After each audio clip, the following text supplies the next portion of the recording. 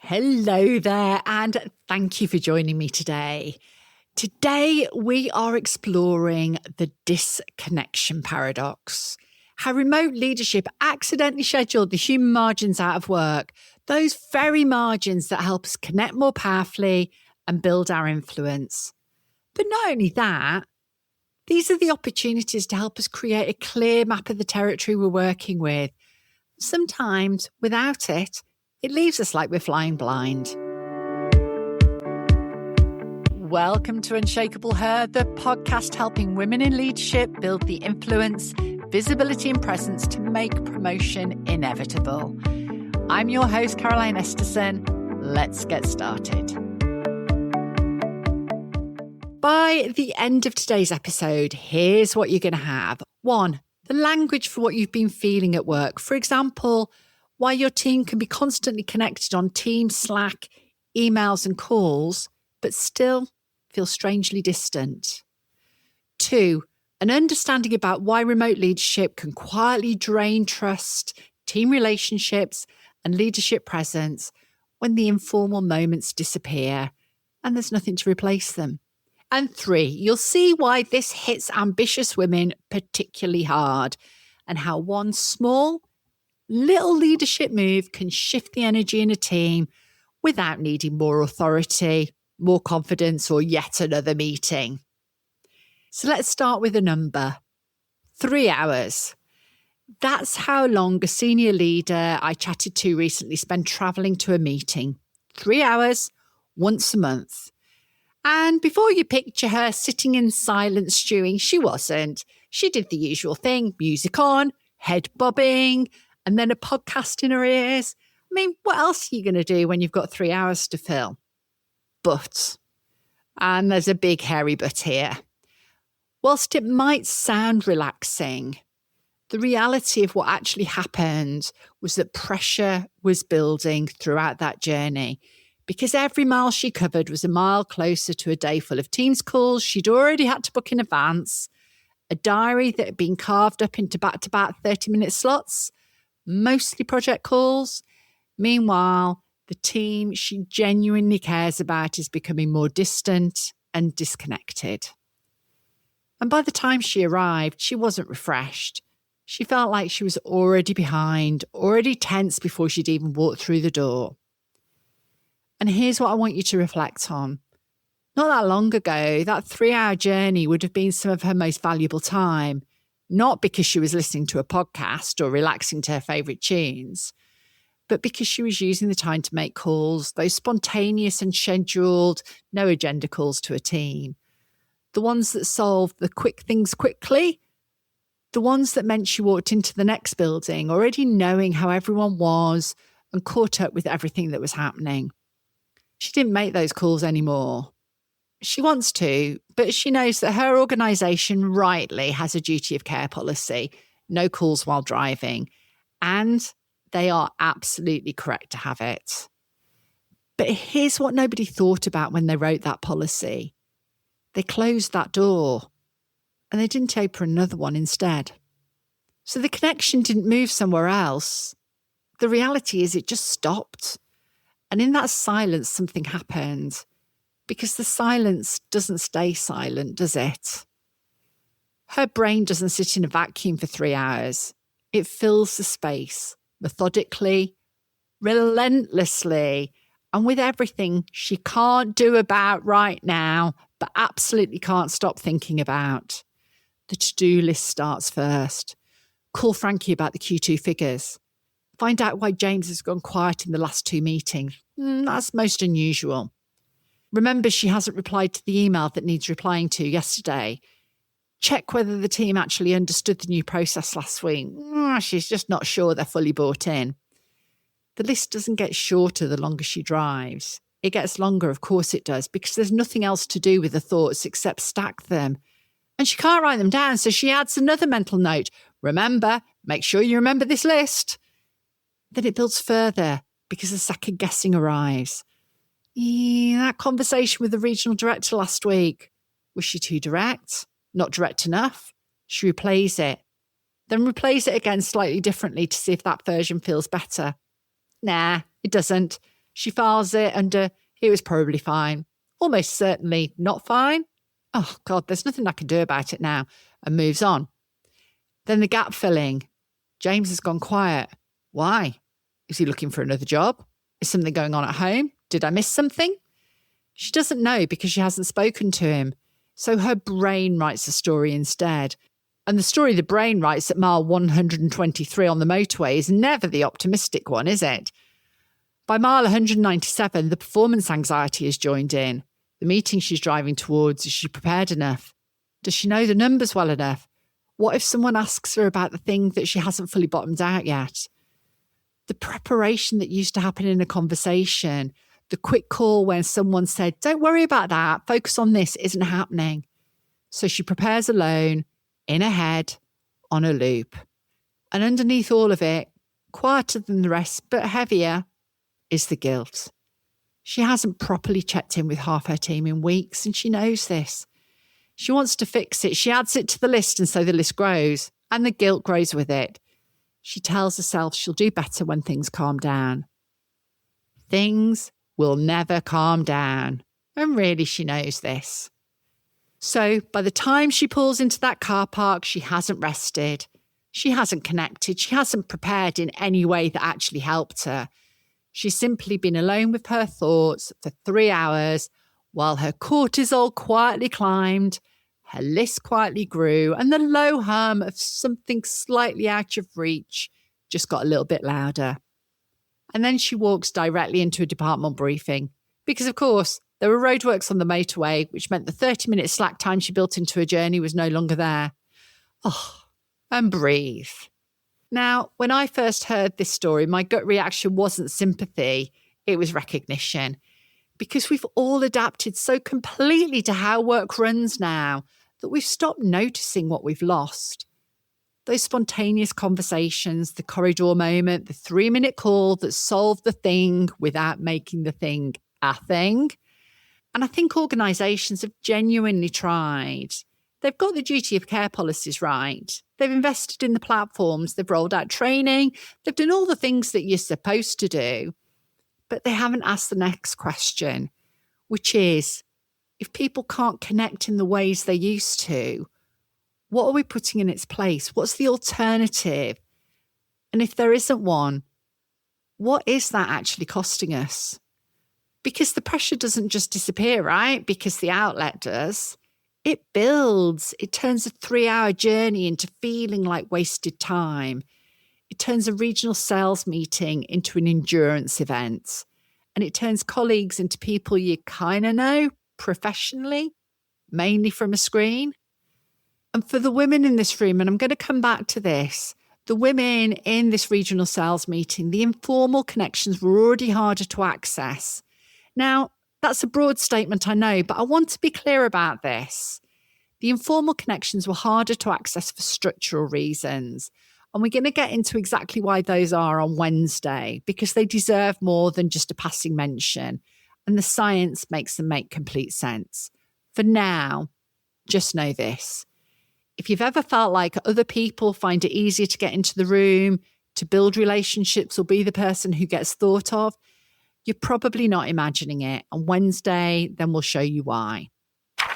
For now, let's move on in this story and see what happens next, because this leader, let's call her Louise, has a very full day.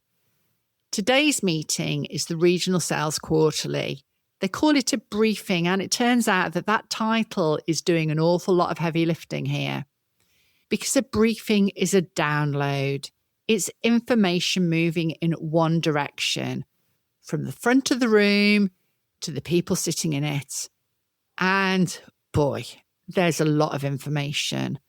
Updates, data, strategy, priorities for the next quarter, slides, many slides.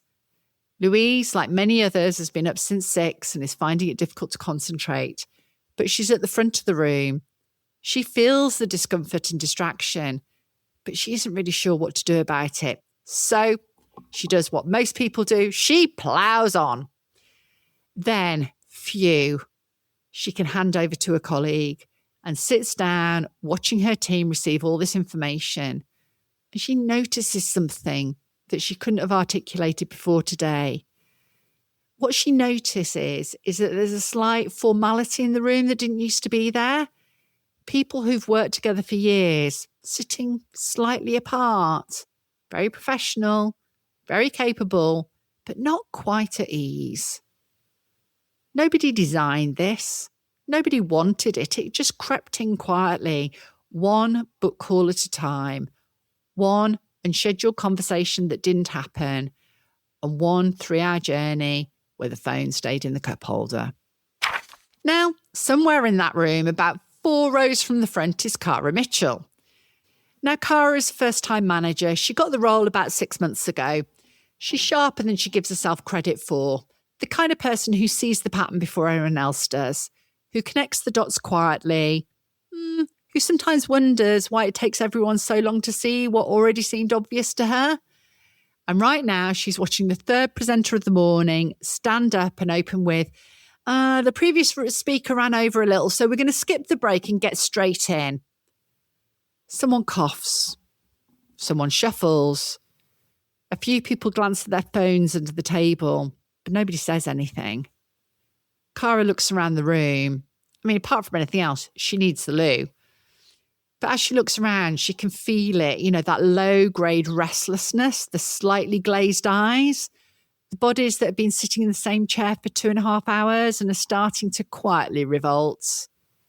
She can see clearly that this room needs 5 minutes before it can absorb another slide. But then comes the familiar hesitation, the one that follows her everywhere, because what if she's wrong? What if the fact that it seems obvious to her means she's the one who's missing something? There's a little bit too much riding on this. She's new. She doesn't want to be that person. So she waits. The presenter clicks to slide 1, but she can't resist. So Cara speaks. Sorry, could we just have 5 minutes? A quick stretch, coffee, loose stop? I think it'll help us focus. She adds a question mark at the end because she's not quite sure she's allowed not to have one. The presenter pauses, looks at the room. The room nods, not politely. They are more frantically. People are already pushing back their chairs before he's finished nodding. Of course, he says, great call, Cara. 5 minutes later, people come back with their coffee. There's noise, there's movement. Someone makes a joke. The energy in the room is different. It feels unlocked. And when the presenter starts again, the glazed eyes are gone. 2 people independently say something to Cara afterwards. Thank God you said that. She did the thing. The small thing. The thing that she almost talked herself out of. Now that's worth remembering. That evening, Cara gets home knackered. Ted, her dog, is waiting, as he always is, with the full force of his attention. Completely joyfully and unambiguously there, delighted to see her. Cara drops her bag and sits on the floor next to him for a moment. She's turning the day over in her head. She'd walked out of that meeting feeling something she hadn't expected. She wasn't overloaded, though there was plenty of information. She wasn't inspired, though there were moments of it. She was something more like aware that the room had been full of people who don't quite know each other as well as they used to. Aware that the meeting had given everyone a great deal to hold on to and not much space to do anything with it. Aware that she'd had one small idea and the room had been so ready for it, it felt like opening a window. Ted plumps his head on her knee, fully present as always, with nothing held back. And Cara wonders, not for the first time, what it would feel like if the people in the sales meeting brought even a fraction of Ted's focus to their next meeting. She doesn't have the answer yet, but she started asking the question, and that, as it turns out, is how everything begins. So here's what Louise's journey and Cara's meeting are actually telling us. We are living through what I'm calling the disconnection paradox. We have more tools to connect than any generation of workers before us, and we have never felt more professionally alone. As I said right up front, organisations did the right thing when they said, don't call while driving, but they didn't finish the sentence. They didn't ask, so what do we do instead? And in that gap, quietly, connection has disappeared. And if you're an ambitious woman building leadership presence, building your network and influence, trying to get promoted in this environment, you are doing it without the scaffolding that used to quietly hold all of these things up. That is the enemy. Not your boss, not the company, not any one person's decision. The slow, well-intentioned daily erosion of the human contact that makes work, well, actually work. The unspoken rule book. Know the rules, own the game. Right, time for the unspoken rule book. And for anyone new here, the unspoken rule book is the manual that nobody gave you. The rules that govern how workplaces actually operate as opposed to how the handbook says they do. Each week I find a new page, read it out and ruin your innocence slightly. And this week we're on page 67, subsection 4. And the rule reads as follows. Relationships at work are not built in meetings, they're built in the margins, and the margins have been scheduled out of existence. Now, we talked about this last week, but we are going deeper here, because here's the small print. The 30-minute Teams call sounds like a connection.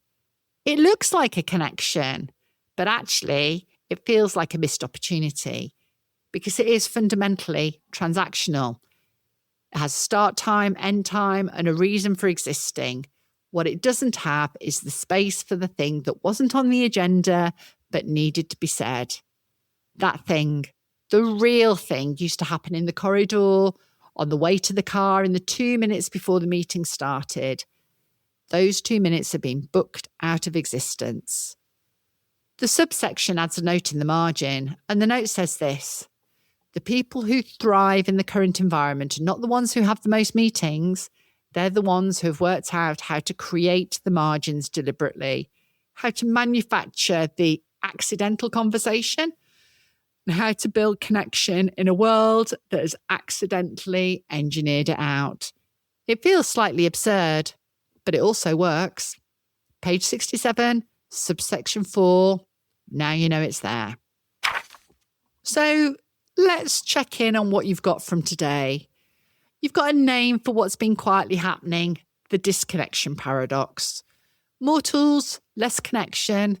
It's not you, it's not your team, it's the system that solved one problem and created another and didn't notice what it'd done. You've got context for why it hits ambitious women harder, because the informal access was already unequal, and now the informal, well, it's just become invisible. And you've met Cara for the first time manager sitting in a room full of people who should feel like a team, seeing something nobody else was naming and doing the small thing anyway. She asked for 5 minutes and the room breathed again. Small move, real impact. And Cara will be back. And so will the questions she's sitting with. But before we leave, I want you to reflect on that meeting too, the download of information. In the busyness of our working world, we forget to focus on the outcome of what we want people to feel, learn and do as a result of what we share. And instead, we focus on the information. Almost as if we think if we've told everyone what they need to know, that's the end of the work for us. It's not. It's just the beginning. And we'll come back to this next week. Wednesday, we go into the science because there is a neurological reason that a spontaneous 2-minute phone call builds more trust than a scheduled 30-minute video call. And once you understand it, the whole shape of the problem becomes clear. We're also going to look at what happens in a room when people are full to the brim with information and have no space to do anything with it yet. Because you know what? That regional sales briefing, that's not just Louise's team, is it? That's happening right now in organisations everywhere. And the cost of it is larger than anyone is measuring. Wednesday. Don't miss it. That's it for today. But before you go, if a woman came to mind while you were listening, maybe the one who's stuck, the one circling a promotion, the one you know is quietly wondering if it's just her, send her this episode. Because she gets to feel less alone and you get to be the woman who refused to let her stay stuck, who reached back instead of scrolling on. be in her corner like I'm in yours. See you Wednesday.